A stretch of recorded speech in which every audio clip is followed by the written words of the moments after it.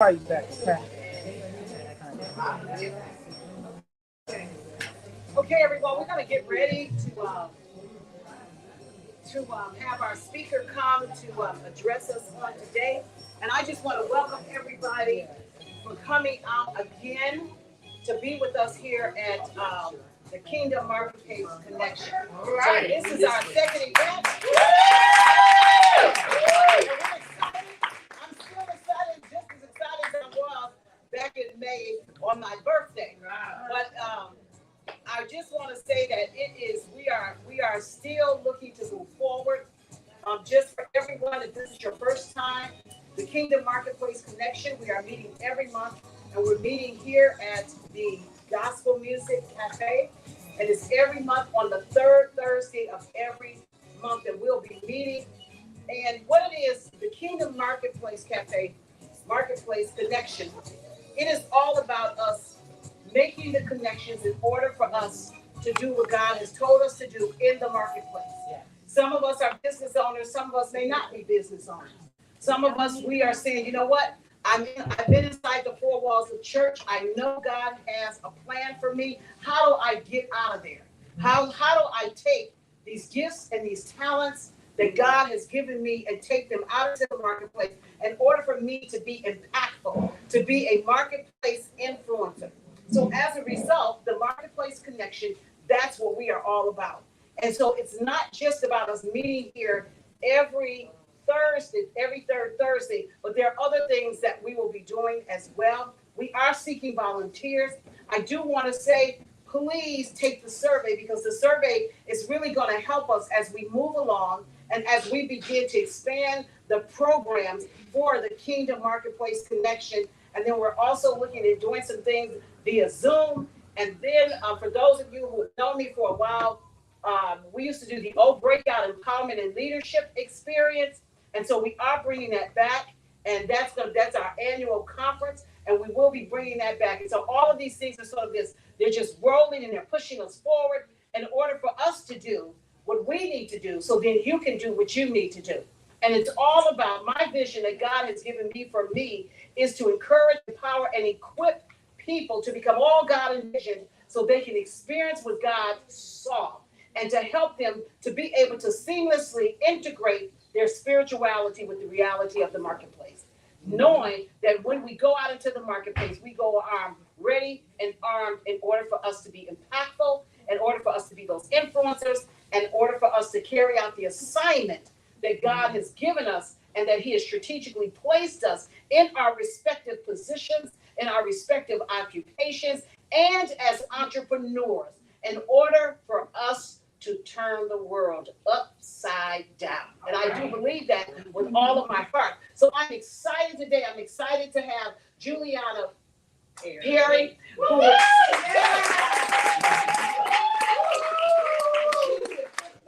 she's going to come and she's going to talk to us now. Oh, I guess I probably should have had my glasses. I know that. Remember last month I had a birthday, so my eyes got a little more mature. But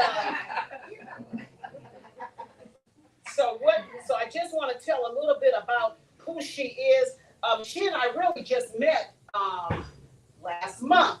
And when we met and she came and she said, I want to come and I want to be a speaker at Kingdom Marketplace Connection. And I was so excited to have her as a speaker. So when we reached out to her and we asked, would you come and would you address those that will be here? She was eager to do it. But I want to tell you all a little bit about her, and she's going to go into more.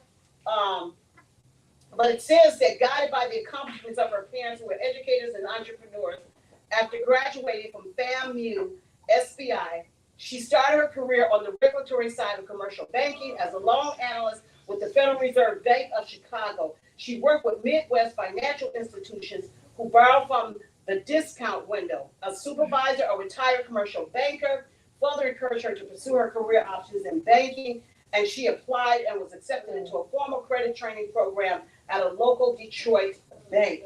And so when you begin to just, I'm going to let her tell more about herself, because I don't want to take up the time just reading her bio. But I want to say this because I mentioned to someone, I said, we're going to have Juliana Perry come and speak to us. And they were like, oh my gosh, she is absolutely awesome.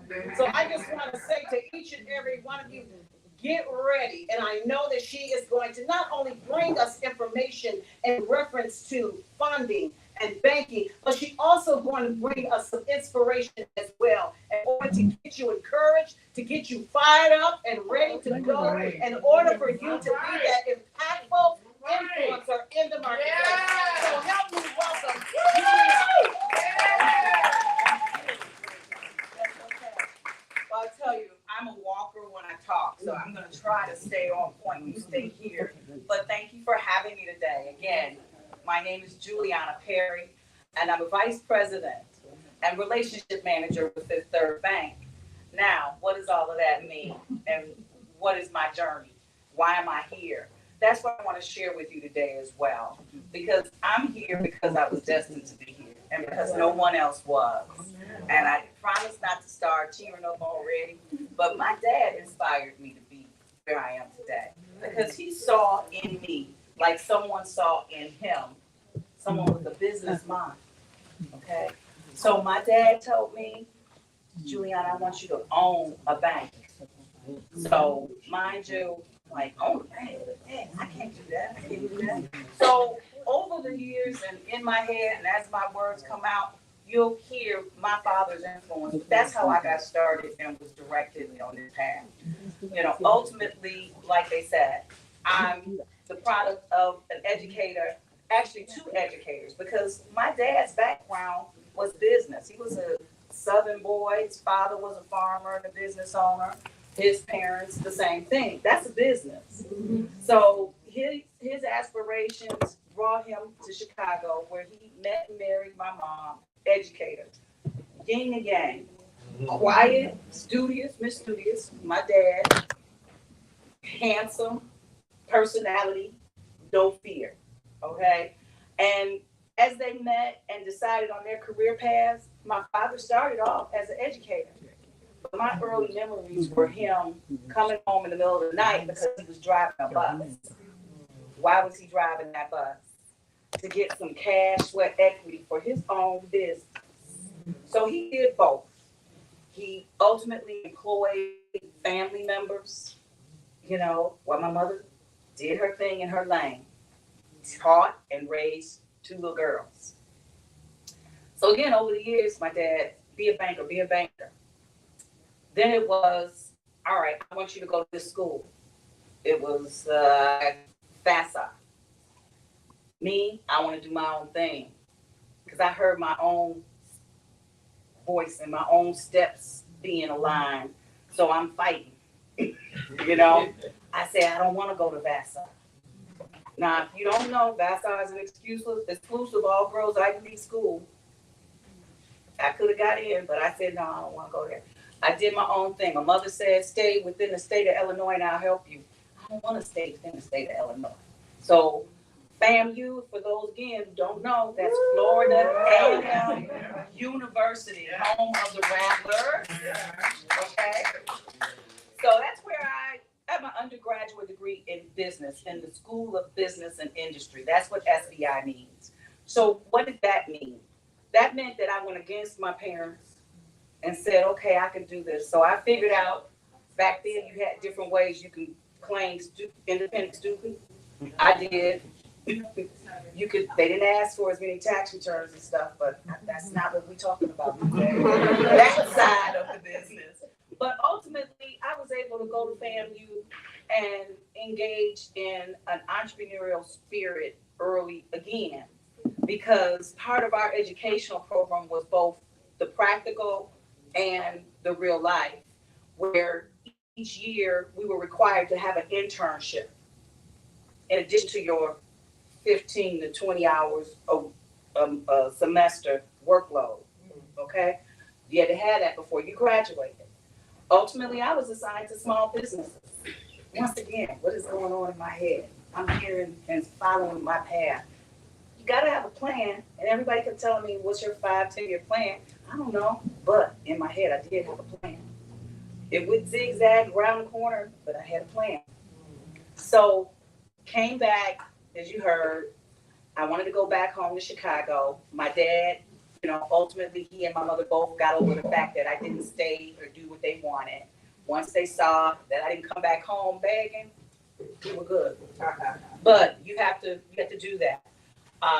So fast forward, again, I had someone within the Federal Reserve Bank of Chicago, 3 years into my career there, who said, "What's next, Juliana? I want you to take you on these audits." So trust me, people don't know about the Fed, the Federal Reserve. It's not a bank. It's not the traditional commercial bank. It's not a credit union. It's the bank for banks. So you don't have individuals walking in. The discount or loan window was Continental Bank, for those who are old enough to remember the bank failures and whatnot. Those were the corporations who were coming to see us at the Fed. So I got exposure to that. And Paul Decker told me, "So what's next, Juliana? I'm going to give you this. What are you going to do?" So you got to constantly have somebody and people in your environment who you're listening to or who can encourage you. So fast forward again, why am I here? Because I was chosen out of 27 analysts at Comerica Bank. I was chosen along with 4 other people who look like me, of color, out of 27 to be in a credit training program. What does that mean? And what do those numbers mean? Those numbers mean that there's someone on that other side that you and I ordinarily wouldn't be exposed to. Okay, when your numbers look like that, that means that we got something here. What did they have? They had a guaranteed track to expose me to businesses of varying size, from an area called World Banking, where they're doing global Fortune 500 lending and banking, to the small business owners, where I did a $10,000 loan one time. Wow. Okay, so what that path looked like? That path looked like at every rotation, someone who didn't look like me making me prove myself. By the time we got out of that training class as officers, there were 3 of us. Okay, and it was hard. You had to deal with a lot of things. I was telling a story over here, one of my first closings. I was told by the loan officer to close a loan. The guy came in and looked at me and said, "Oh, so you my girl today." I didn't know how to quite respond because my nature response from my Chicago side, was very said, "What?" But professionally, we wear 2 faces. Yeah. We have 2 personalities. Young lady, we had the conversation. I couldn't wear braids. No, I couldn't. When I first started at the Federal Reserve Bank of Chicago, I got my ID picture from 1986. White blouse, red bow tie, blue skirt suit with stockings, no toes out. That was the look. That's what you did. I took out all my earrings when I first interviewed, though, because you have to know how to react and act within these environments. So it's no different when we start talking about banking services. It really isn't, because, but I tell you, you all don't often see people with my position on this side. So why are we here today? We're here so I can hopefully help you navigate, help you get some base information, help expose you to folks who have been successful at navigating it. Miss Vicki Lewis there, one of my first customers at Fifth Third Bank. Miss Denise Everett there, not my customer yet, but soon maybe. But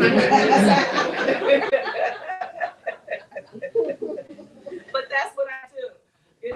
I engage with businesses on all levels and hopefully bring them some value where they're either valuing their time because it's creating additional cash flow, or it's solving a problem for them. I have a client that has a very successful consulting business. He's like, "I'm getting bored with this. It runs on its own. I want to do this with my son. I want to start a fishing store." So here's a successful small business owner generating revenue, $7 million or so annually. but he's not fulfilling his passion now. He did that 20, 30 years ago. Now he's fulfilling another passion, his family relationship, and to see his son successful. That's what I get fulfillment from doing, okay? I get fulfillment from being able to help finance and direct a church. Sometimes saying, no, you all can't build a church for the there will come people. We got to build a church for the people who can support it now without an additional burden. So what am I imparting? I'm hopefully imparting knowledge to that base of businesses that may not hear or see that. All they may hear is somebody on this side saying no.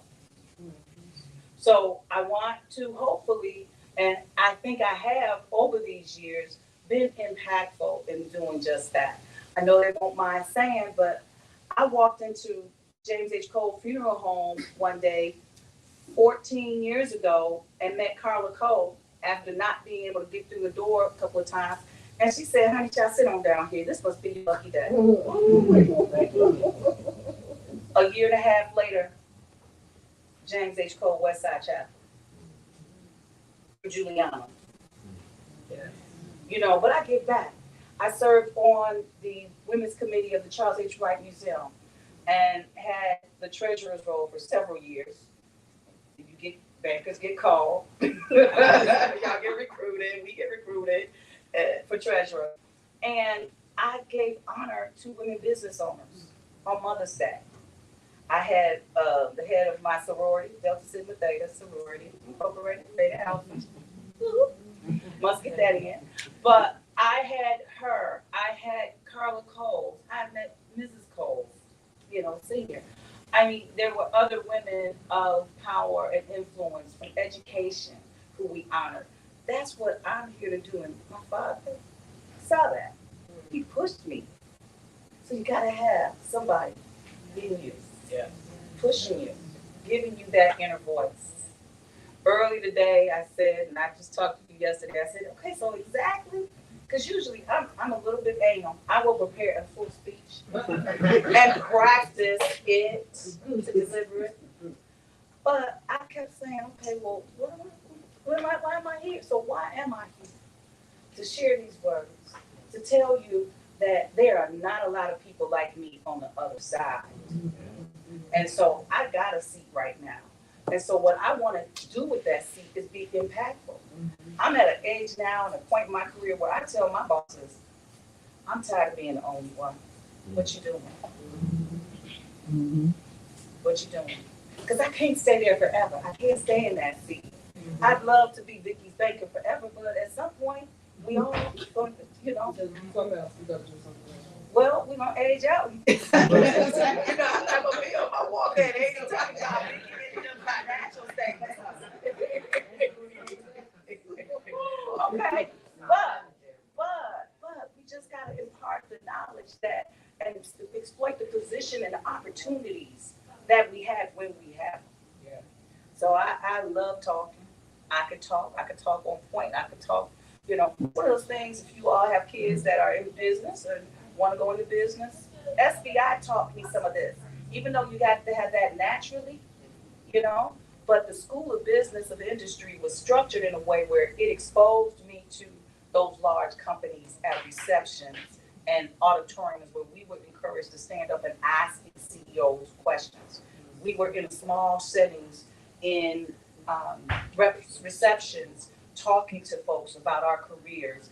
And I'll never forget again, two things. One, this guy shook my hand in one of my first receptions and he said, oh, Ms. Perry, I know you got more than that.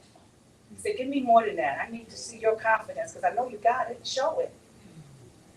And he shook my hand again. I said, oh, okay. Be firm. You know, look people in the eye. But SBI, that was some of their training. They didn't give us a lot of credit hours for that, but we had to do that. We had to be in those receptions. Not only that, we had to go into oratorical class. Okay, we set up in teams. You may be timer, you may be topic flagger, you may be speaker, okay? All of those things helped prepare me and polish where I was going. I didn't know. Remember, they didn't want me to go to that school. Just saying, they didn't. But I know my father's looking like, girl, do that. And I'm encouraged by that.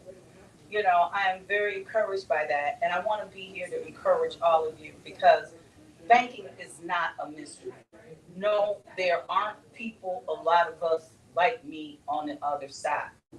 But when you can, you know, encourage those folks to find someone they're comfortable with to talk, be it a, you know, neighbor who's in business, whomever, you never know who someone else knows, right? I brought a colleague of mine with me, Reginald Gilson. You know, Reggie, we do these, you know, we're good at this together, we're good partners because I work with the larger clients, to be honest. But what do we have available for the smaller clients? What kind of solutions do we have? What type of advice do we give? Okay, sometimes you don't recreate the wheel.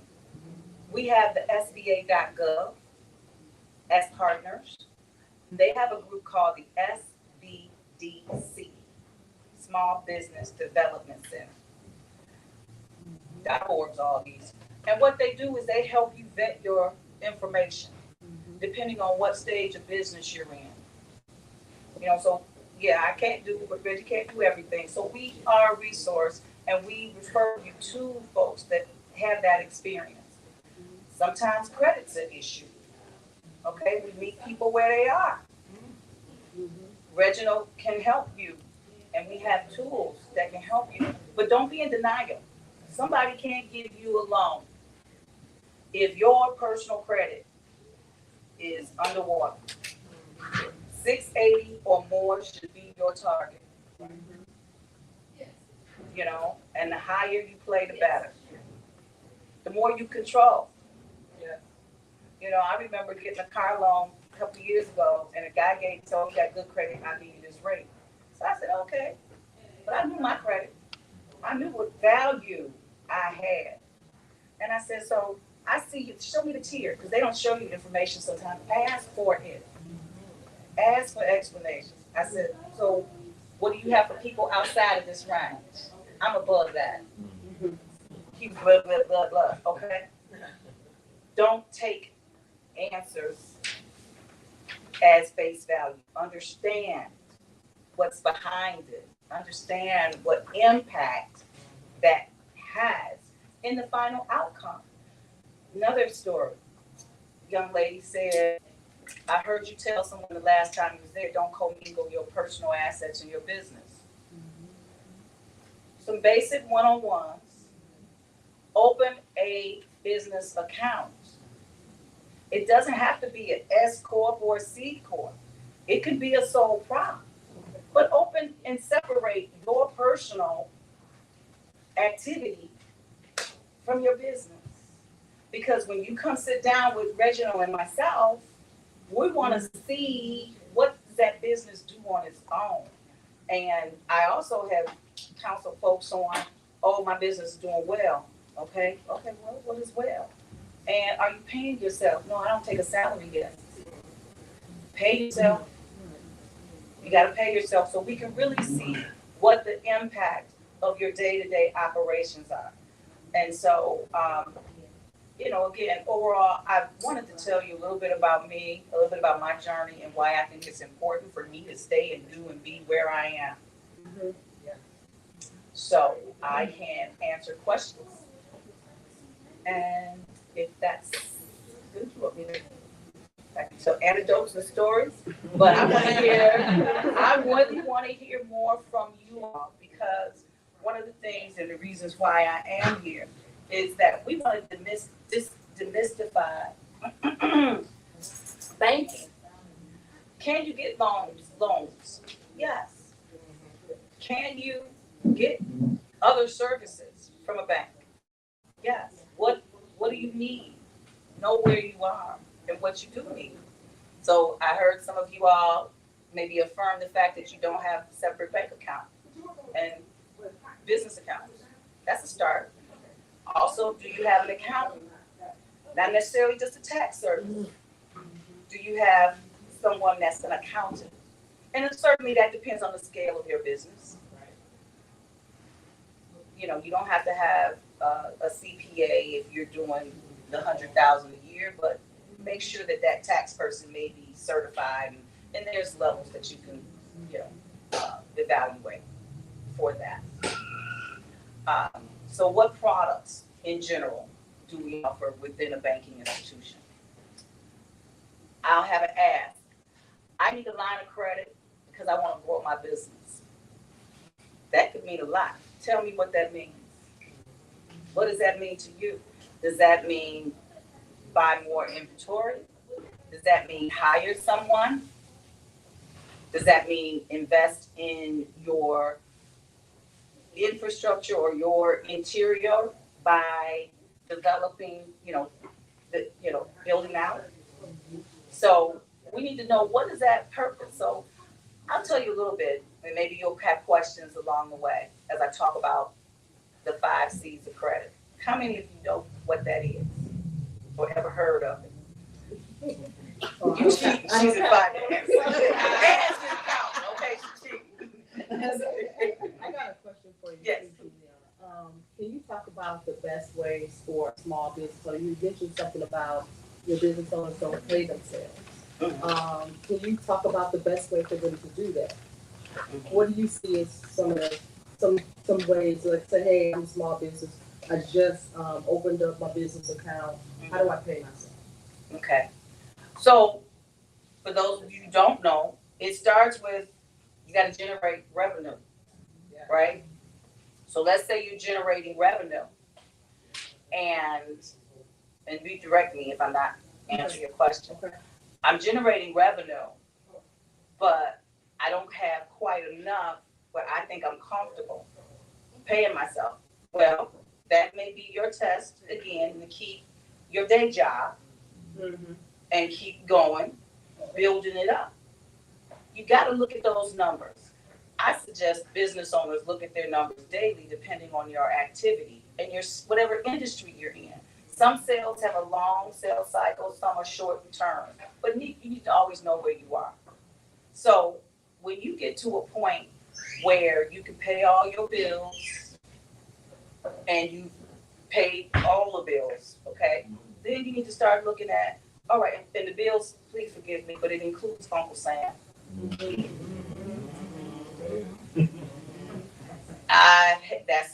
When I say people have gone left and right, people that have gone left don't pay Uncle Sam, and they have state tax liens.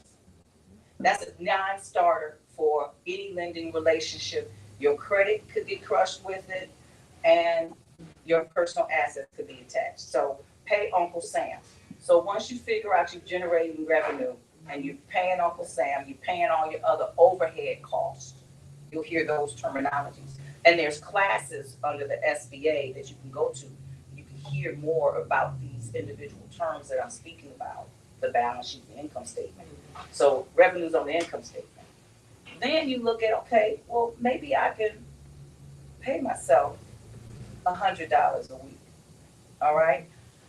Make sure you are engaging either a payroll service, and there's payroll services for people of one or one person entities, or you're making sure you're paying that yourself, or you have that background and expertise. Because everybody's not going to come out to shoot hiring a CFO or an accounting manager or sales staff. You may wear that same hat. Okay? But know that there's a point. Break even is ultimately where you can pay everything based on what revenues you have. When you start getting above that break even is where you can pay your stuff. And those methods I meant. And those expenses that I'm outlining for you. Okay. Was that there, Kelly? Yes, yes. Okay. Being in the position that you're in, and so many people in different stages of life come to you for assistance, what do you see or have you noticed the biggest hurdle to be? Is it bad credit? Is it lack of knowledge? Or a combination of things? It's a combination. And you named both of them. And Reggie there is shaking his head too, because once again, Reggie's branch is on 7 Mile and Gratiot. There are operating businesses there. There's viable operating business, but, and I've been doing this since I started my career in '86 at the Fed, but I started here doing small business and banking in the Detroit market in '89. I used to go to some of these sessions and you think I had to have a spy coat on, so I wouldn't say banker across my chest because y'all don't want D and C credit. So that's one of them. Credit.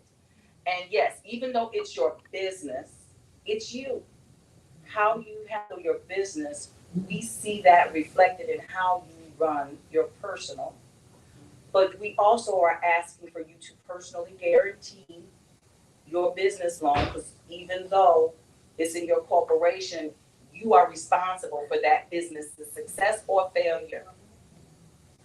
And by adding your guarantee, we get that. So as a guarantor and as a borrower, we should have good credit. Another hurdle has been knowledge,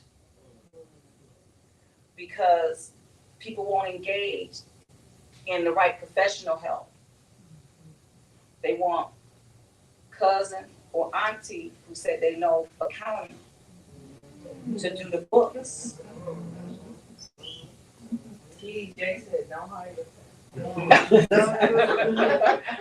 Don't let them be here. Don't be tenants.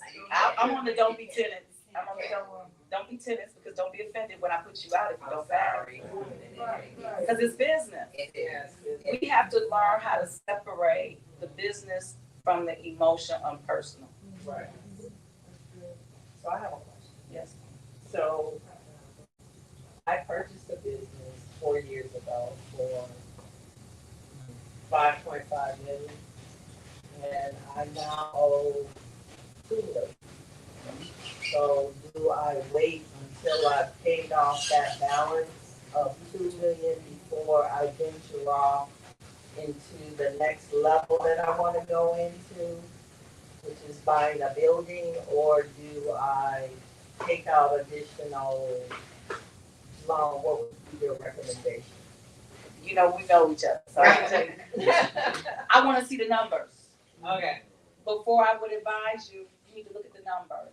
We have to look at balance sheets, because those are big numbers. Right. So there's different level of ratios and due diligence that goes into that kind of an analysis versus a line of credit that's unsecured that Reggie might do up to $100,000 with no loan documents.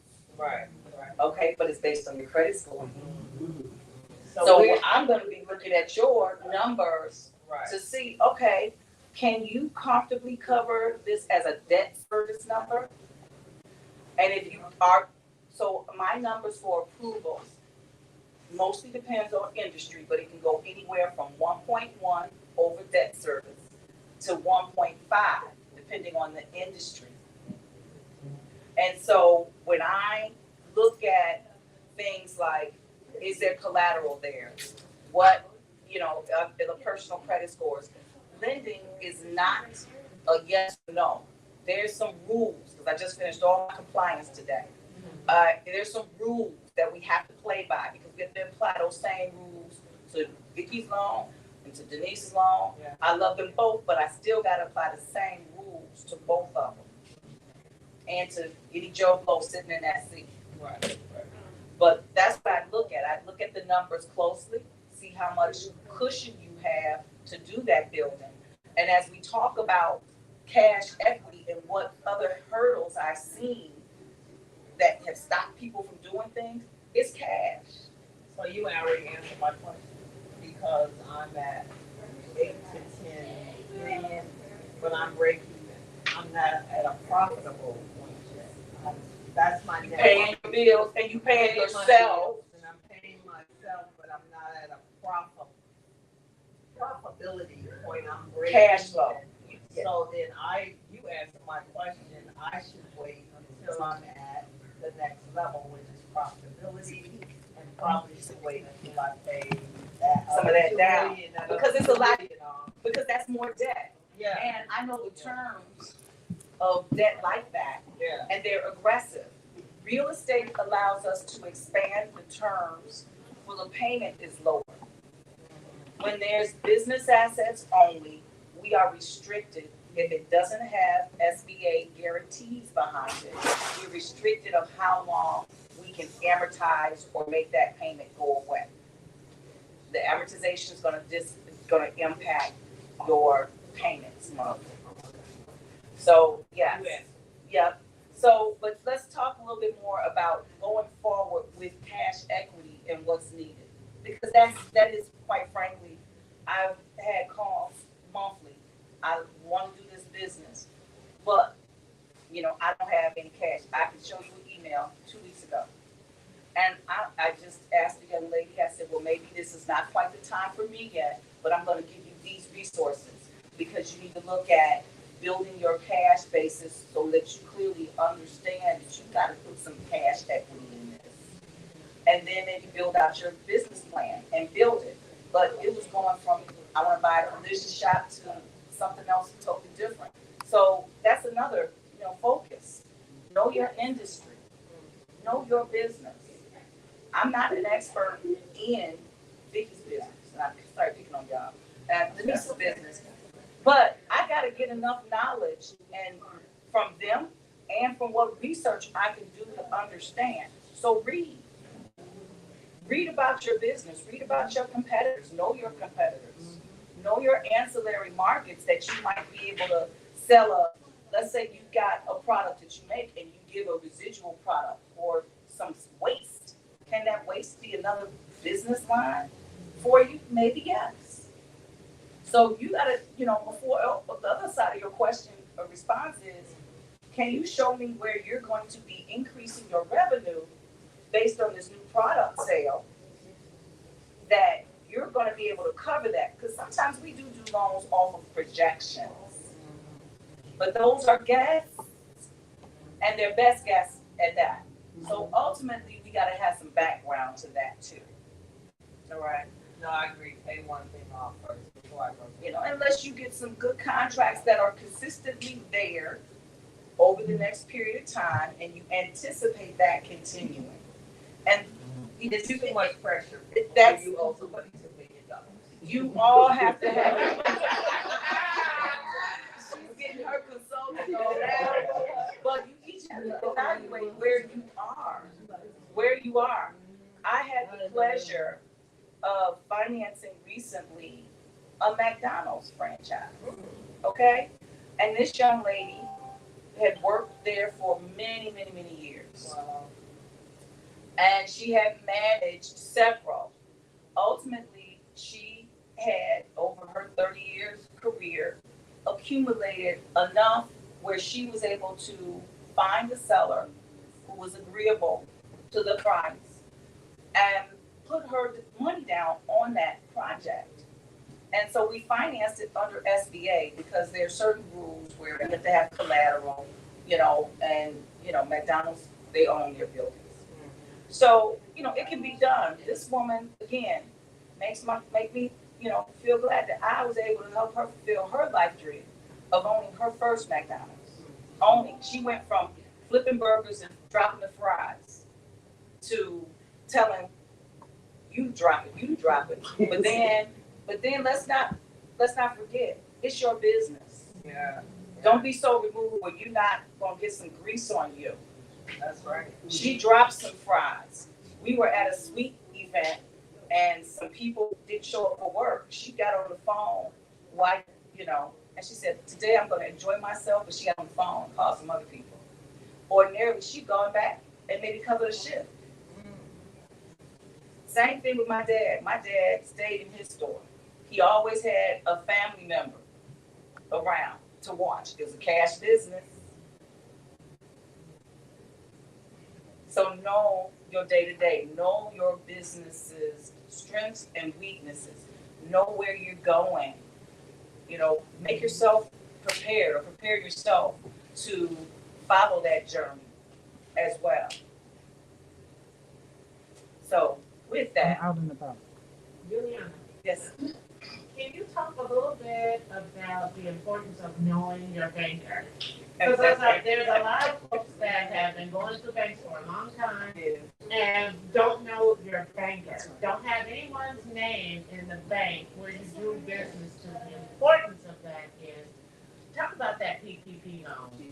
When folks didn't have a banker, the PPP loan came through bankers. And most folks, a lot of people that look like us did not get PPP loans because they had not had a relationship with bankers. So I will. Okay. That- All right. All right. My partner's leaving, but he left his card. Yeah. Okay. And thank you for showing. Thank you. Okay. So PPP loans, again, what do we do when the government opens a spigot like that? We didn't know what to do. So as a bank, we had to understand how was the best way long-term. And I had the pleasure of working for Kalak Gibson as our executive vice president at that time. Once again, looks like me, talks like us, in a position as executive vice president in the corporation at Fifth Third Bank. Please look him up. Kalak has a passion. Okay, like I have a passion. I just didn't go as far as he went. But I'm here because we have a relationship. And when I needed help, we got it done. But he had the foresight to think long term of how can I best service my community, my business community, and provide PPP lending. So we set about engaging with some fintechs, financial tech companies, and we developed a system and modified it for our use called the numerator. And the numerator allowed us bankers to go in and take PPP loans, but it was limited. I had to call all of my customers because I have a book of business of probably 60 customers, and I had to call those 60 customers and see what their needs were during PPP time. And one of the things that's important about having that banking relationship is when the news came out on television, man, my phone, my email was blowing up.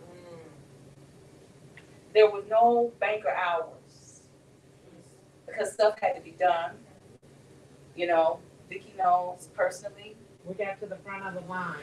That's Because it. we had a relationship Because you with have a our banker, relationship with a we got banker. to the front of I'm the excited Juliana about was being sick. a fourth quarter. Sick as She could not Take care of my even talk. house. She couldn't talk.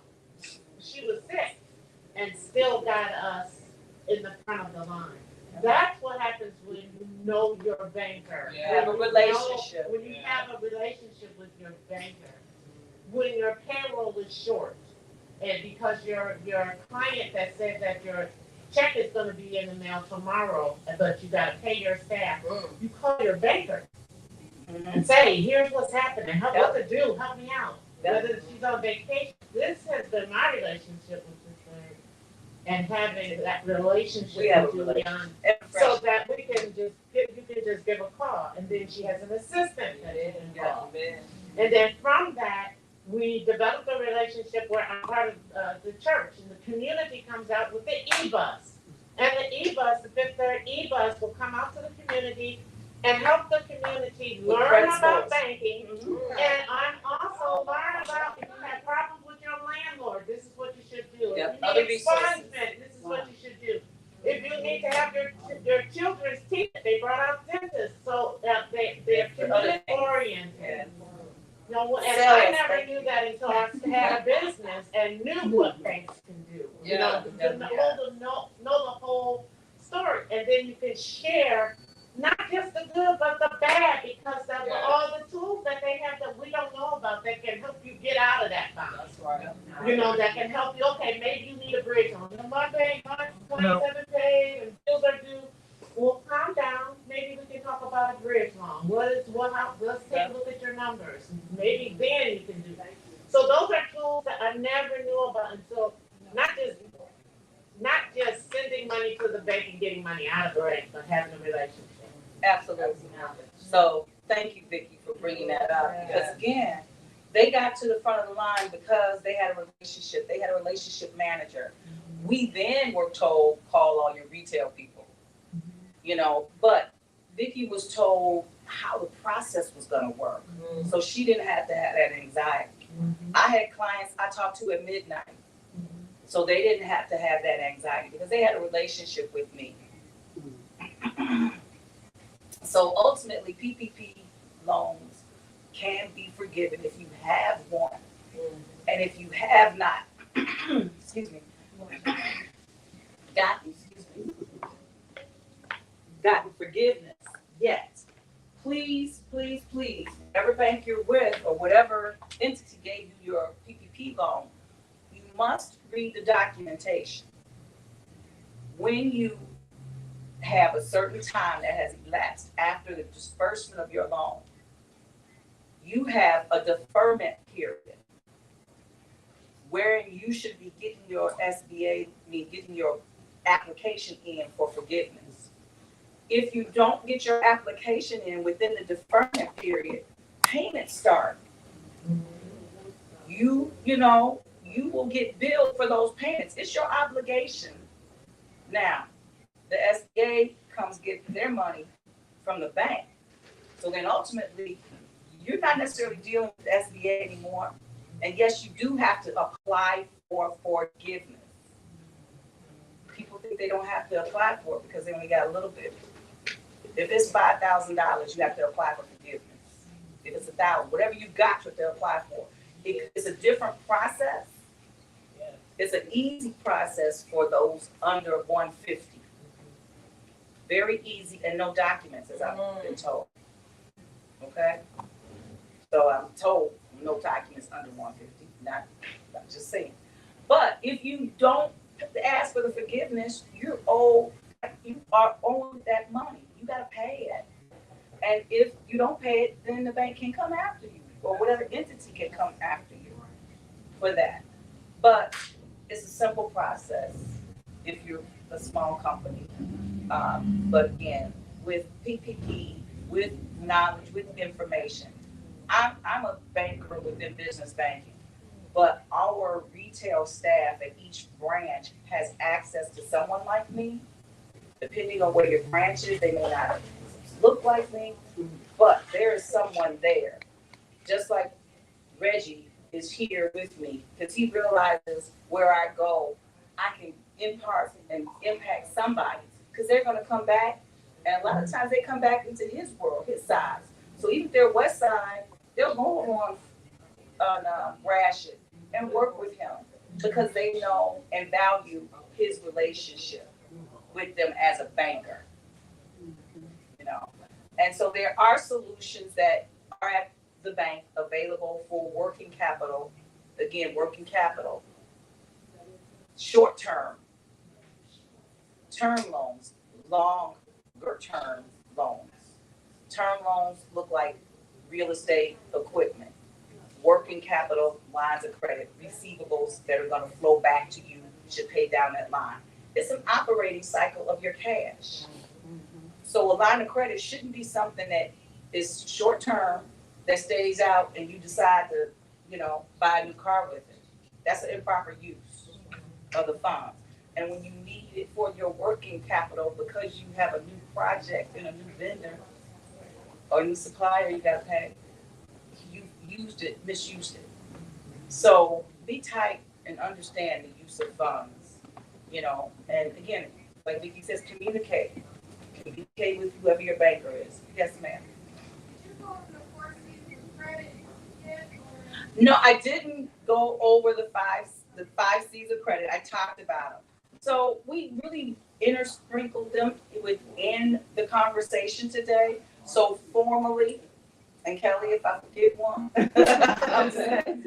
the first is your personal credit, your character. 5 C's, character. We evaluate character by running your credit, by looking at your management experience or your experience at doing this business. That's one assessment, and it can get into further, details with it. Another one is your industry. We need to understand what industry you're in, what are specific uniqueness within that industry. Is it steel? What material prices are going to impact that? The next C, economic conditions. You know, so what are outside influences, right? And then the other major, so character, cash flow, and collateral are my three biggest ones. Because the other ones we can understand and you have mitigators. But if your character is flawed, you don't have good credit.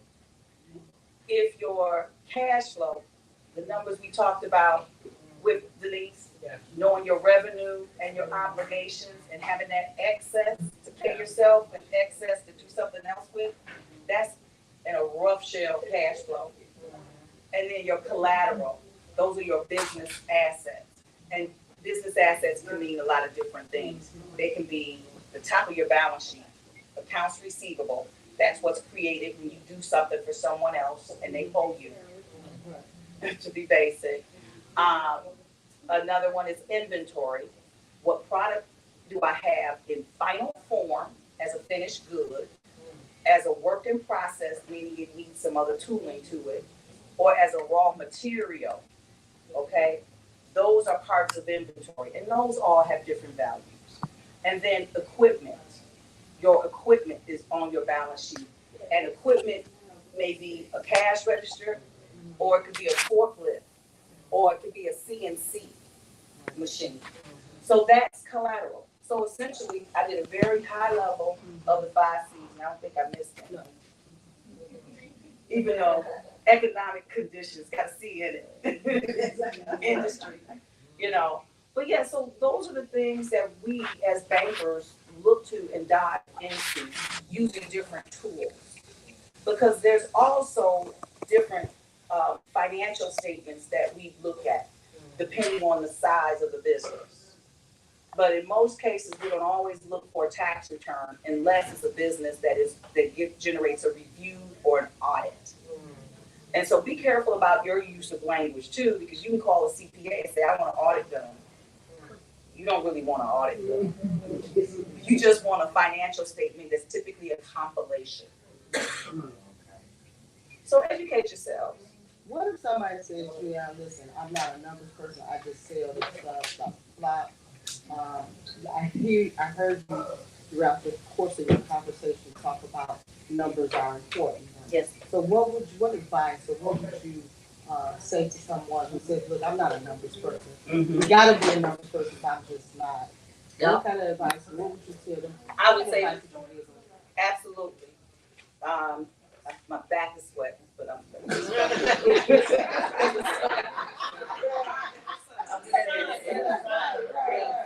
so Yeah. because they got No, we can See you. okay. Over. I'm right. Oh, this is no sun right here. Okay. Yeah, right there, that's good, we still get you. Yeah, okay. Okay. So I would tell them, find someone, and you have to have a team. Let's just back up and say that. There you go. Yeah. You gotta have a team. You wanna have a team of advisors, okay? Those advisors could be for a small business, doing 100,000, or it could be the larger businesses. You always need a team of advisors. It could be someone in that industry or someone on an ancillary to that industry, but they need to build a purpose. I comfortably, because I love fashion a little bit and style, I sit on the board of a beauty school downtown.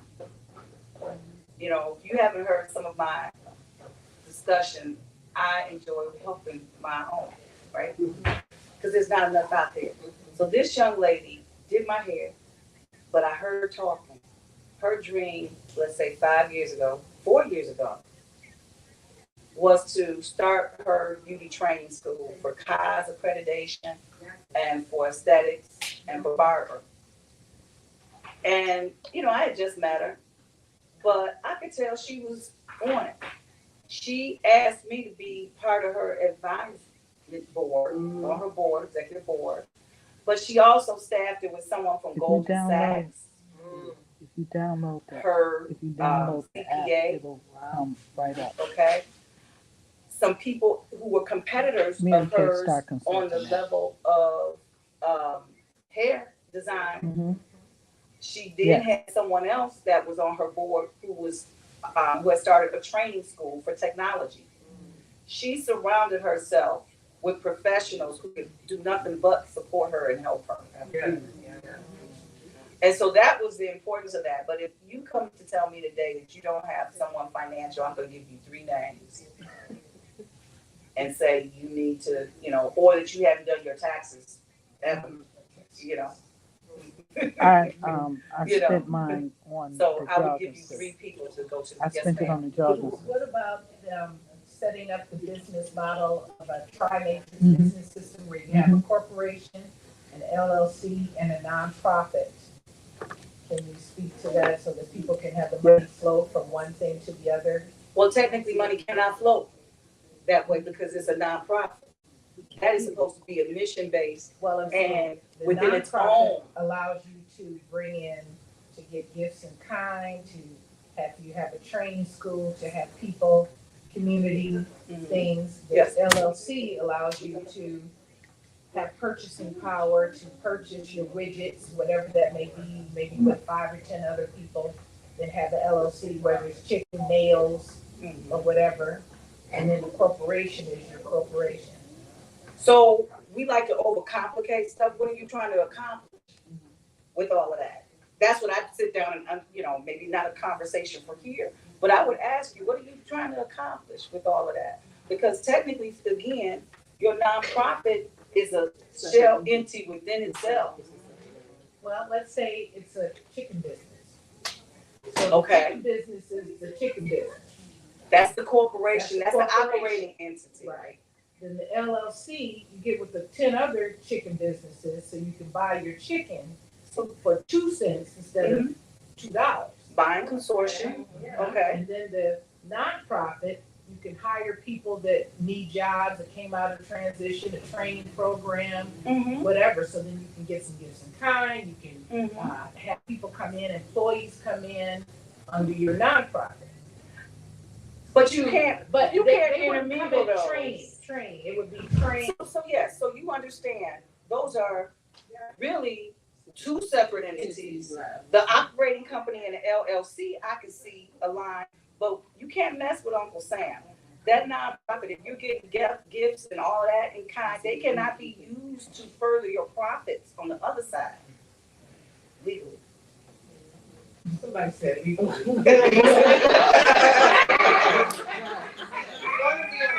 I'm telling you, Many companies, corporations like General Motors, yes, colleges, yes. Blue Cross Blue Shield, they Yes. all have all 3. The third has it. For different reasons. Right. But I'm just saying that that business model can be used in small businesses as well as large corporations. It depends on what you want to accomplish. If I want to have a nonprofit for a training school, okay, that's one of my missions, is to have that training school. So maybe they can ultimately work in my corporate business. That can be that. But it depends on how you want to approach it. Yeah. Ultimately. So if you have something that requires that type of buying power so that you can lower your price, absolutely. Ace Hardware. That's what they were started. Those folks own co-ops. And what they really are there to do is to have purchasing power from other entities to operate their individual business. So the But the- LLCs are good for that. Well, it depends. It depends. I'm not a lawyer. I'm not an accountant. So people typically choose LLCs for real estate. Could be for other reasons. And typically you're an S corp for your operating business. A lot of folks aren't choosing C corps nowadays because there's some high level of, taxation required with that and responsibility. So it's simplest to do it as an S corp. But for the business model that you spoke of, it depends on what you want to do. I can't knock that. But what you can't do is commingle the profits and use those revenues from your nonprofit programming to directly benefit your for-profit business. But can you, but it could be flipped, you could have a nonprofit that has a company that benefits, right? Sometimes, yes. It depends on what you're doing. There's not a wrong or it's not a wrong thing to do. Just like this young lady that I'm speaking of with this school, she's a for-profit. You know, she might later on develop something, but she can't mess with her accreditation either. So there's specific rules with all of that. Okay. So I just wanted to add for her, so I'm an S corp. And I'm Career Holdings LLC, but I own Global Technology Associates Ltd. Right. So I can go out and buy other companies and put them under The Career Holdings LLC and still be an S corp. And they're all for-profit businesses. And they're all for-profit businesses. So I one, can put as many as I want. so I do have business just structured like hers, where there's a holding company and there's other subsidiaries underneath that do different things. Yeah. Separate tax IDs. Yeah. Okay, it's getting late, folks. I have Yeah. another opportunity to Thank with you. somebody at some point. I got told you, come back. My informal speech went what, an hour? You were concerned about how long you're gonna be able to talk. Right, but I do want to say just one quick word. 2 books that were important to me. One book stood out to me in the start of my career, and I'm having an allergy moment. And it was called Banking on Black Business by Louis Gates. And so what I needed to understand at that time, because I was younger, and I had my dad's experience and some things then, what I needed to understand more of was what contributes to these big businesses' success. Why weren't I seeing more people that look like you and me on the other side? I'm sorry, this is allergy for real. Just all of a sudden, something got in my eyes, and it'll be done, but I'm crying for So, banking on Black business by Louis Gates. Talk to me about the statistics and what the differences were that they saw in the successes of some of these businesses. Be it second generation ownership versus startup, cash and resources versus sweat equity. So that was one business, one book. The other one was, and I'm still reading this, is Dr. Picard's book. All right? And who else to give you some guidance for a, what does that say? Millionaire. Absolutely. Been in the business a long time. So again, thank you all for your time.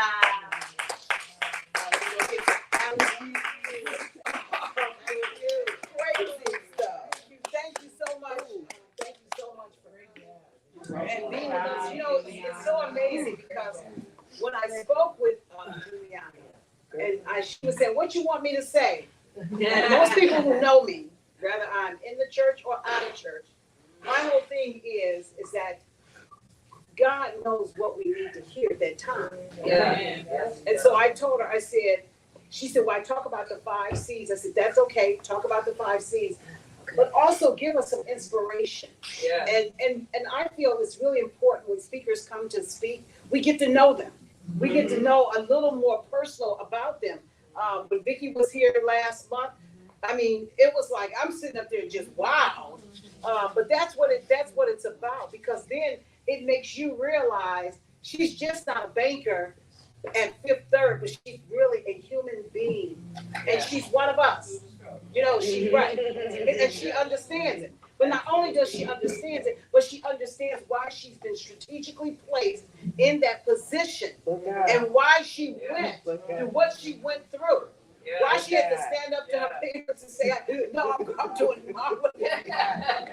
But you know, but you don't always understand at the time that it's happening. But when you come full circle, and then you begin to say, "That's why I had to go through the crazy." That's why I had to go through the crazy, because it's bigger than me, and we have to realize this thing is bigger than us. And it's beyond us. Yeah. And when we understand that, it takes our mindset into another place, and then we're able to endure whatever we have to go through, because we know on the other side, it's not just about Jackie.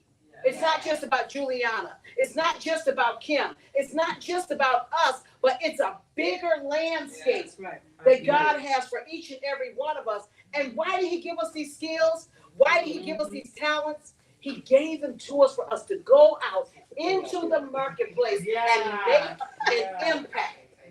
That's why he gave them to us. Why did he give Denise a business? Why did he give Kim a business?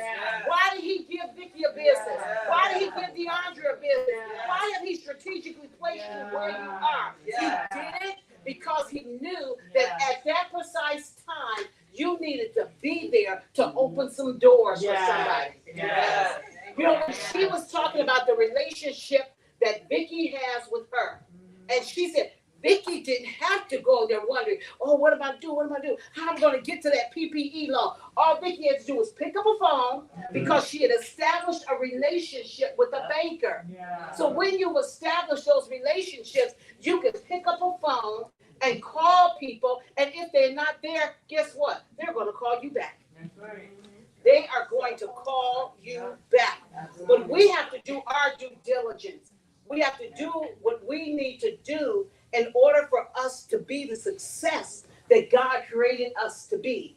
And one of them, it is coming to places like the Kingdom Marketplace Connection. So I hope that each and every one of you, that you will go and bring a couple of more people, 3 more, maybe 5 more people in order to come so that we can begin to grow and we can help each other. We can get the knowledge and we can, I do believe that we're supposed to get the knowledge, the understanding, the counsel in order for us to be able to do what we're supposed to do and do it effectively and do it with integrity and do it so then we can be those love lights that's been sent out into the marketplace every single day.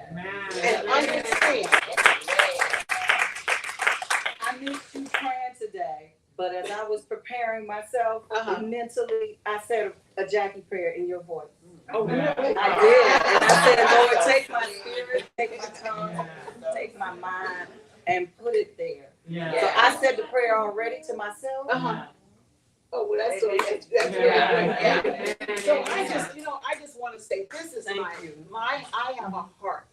I just have a heart for equipping God's people. But for them to understand why I'm here. What am I here for? But then also to understand, a lot of times we get confused when they're talking about the gifts and the talents, and they think they're just for the church. They say, oh, this is the gift of administration. They always want to put us in that church setting. And they want to say, this is the only place you use them. But it's not. Because he's placed you in your positions. He placed us out here. And he said, now, these are the anointings that you may have, but then you're taking these anointings out into the marketplace, and you're going to use them so he can be glorified. And in the process, we're going to make some money. In the process, we're going to make some money because he wants us to make money. He wants us to be wealthy. He wants us to be fruitful. So I'm just excited. We do, but we run out of time. Normally what we do is we try to give entrepreneurs a chance to be able to speak, maybe three of them. But this time it's already 7:30, and so we ran out of time.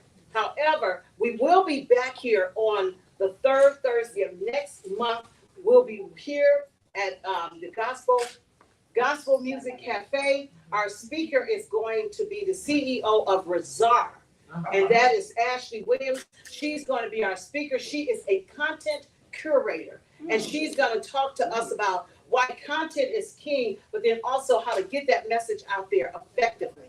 And so you want to make sure that you're here because content is king. And I don't care what you do. If nobody knows that you're doing it, it's like you're just at home saying, I got a business and there's nothing coming in. So you want to make sure that you're here with us.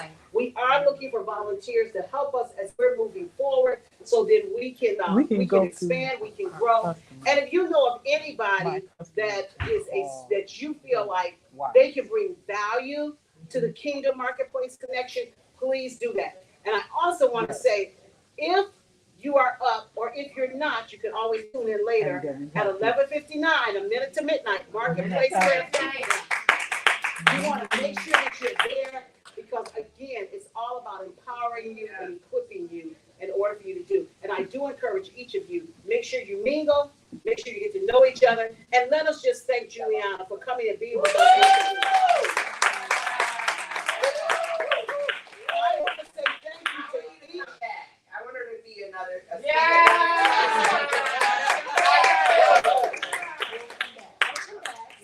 She'll come back.